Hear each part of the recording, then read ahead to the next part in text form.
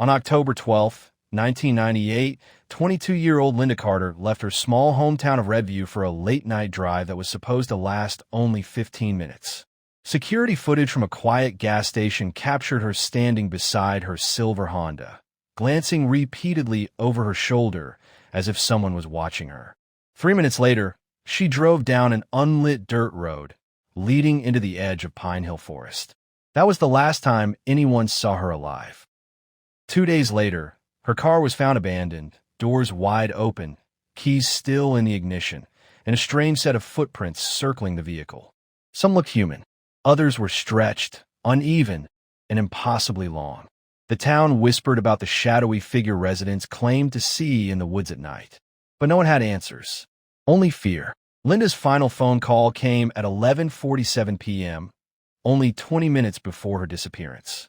The recording, later recovered from her voicemail, captured her whispering frantically, saying someone was following her. Her voice shook as she begged the operator to tell them to stop watching me.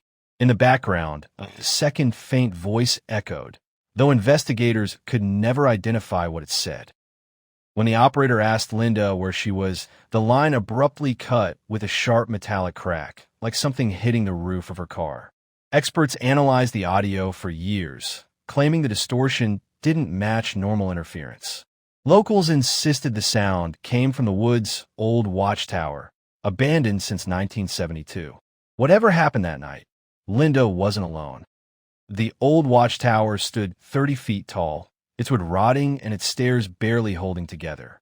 Locals avoided it, claiming strange lights flickered from inside on stormy nights. When detectives searched it after Linda's disappearance, they found scratch marks on the inside walls, fresh ones. A torn piece of Linda's jacket clung to a rusty nail halfway up the staircase. But the most disturbing discovery was a set of fingerprints on the railing. Long, thin, and stretched much farther than a human hand should be able to reach. The tower's floor was covered in footprints circling endlessly, as if something had been pacing in violent agitation. Police sealed it off, but people said they still heard footsteps inside for weeks. The narrow trail leading away from the tower was lined with trees that bent unnaturally toward the center, almost forming a tunnel. Search teams followed it for half a mile before finding evidence of a struggle. Dirt displaced, branches snapped at shoulder height, and a smear of blood on a tree trunk. Yet the most chilling detail was the silence. Animals avoided the area completely. Drone footage captured circular patches of flattened grass, as if something massive had moved through the forest. Linda's shoe was discovered at the end of the path, but there were no footprints leading away from it. It was as if she had simply vanished into the air. 3 days after Linda disappeared, a truck driver came forward claiming he saw a tall silhouette standing in the middle of the forest road that night. He described it as too tall to be human, with limbs that seemed to bend the wrong way. He swore he saw a woman, Linda, running behind it, but when he blinked, both figures were gone. Investigators dismissed him as delusional, but his description matched several anonymous reports over the past decade. Some residents said the entity was known as the Watcher, a figure said to stalk those who traveled alone at night. The driver refused to ever return to Redview after that night. Police later discovered a damaged camcorder near Pine Hill Creek. The tape inside was partially intact. The footage showed Linda walking quickly through the woods, breathing heavily, repeating, "He's behind me. He's behind me." Before the video glitched, a tall figure appeared between the trees, its shape distorted as if the camera couldn't focus on it. The final frame captured Linda, screaming as something pulled her backward into the darkness. Audio experts said the static that followed wasn't normal. It resembled heavy breathing layered beneath electrical distortion. The tape ended abruptly after that. Forensic teams analyzed blood droplets on leaves near the creek. The splatter pattern was inconsistent with human struggle. It looked like Linda had been lifted into the air. Drops were spaced too far apart, forming an upward arc rather than a horizontal one. A strange, oily residue was found mixed with the blood, unlike any known substance. When exposed to UV light, the residue emitted a dim, bluish glow. Scientists could not identify it, and samples stored in the lab decayed faster than normal biological material. Whatever touched Linda that night wasn't human. A campsite deep in the woods was discovered with a still warm fire, though no visitors were reported in the area for months. Investigators found Linda's necklace buried beneath ashes as if someone had deliberately hidden it. The surrounding tent poles were broken, not snapped, bent, as though by enormous pressure. No animal tracks or human footprints were found.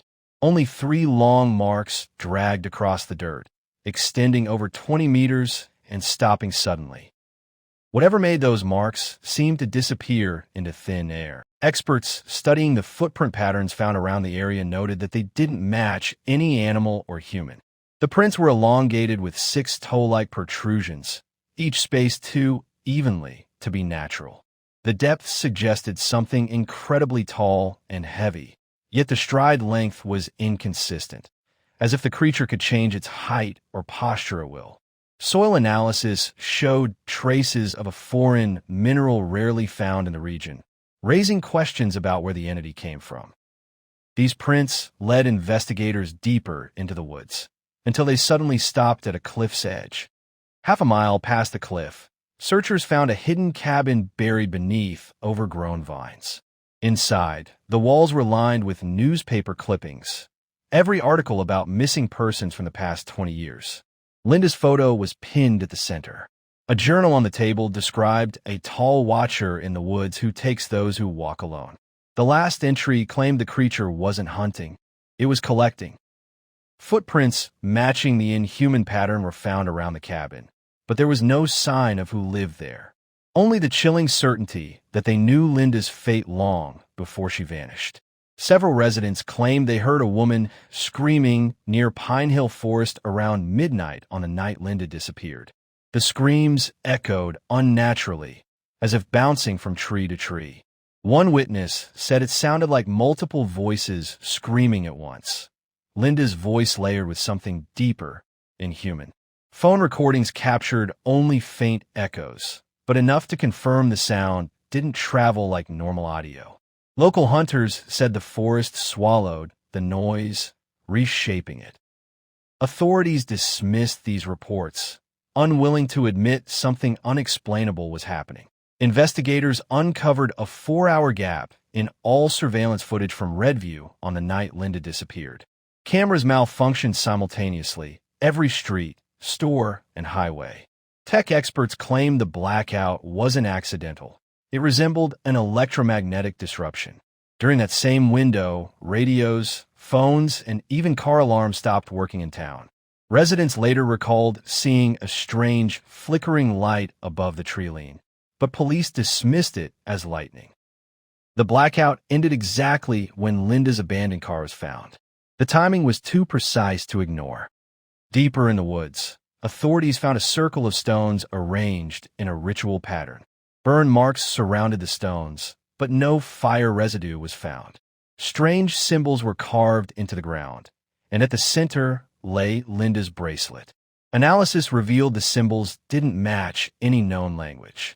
The stones themselves were from a quarry over 60 miles away. Someone had transported them deep into the forest.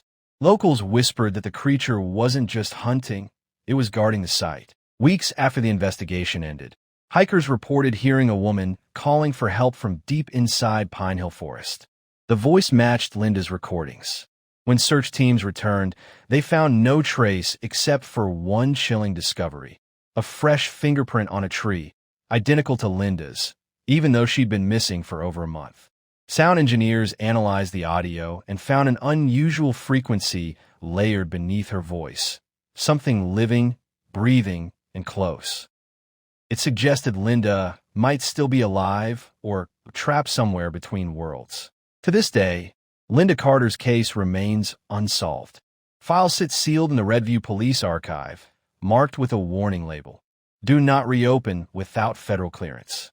Investigators who worked the case left the force soon after, claiming the woods changed them.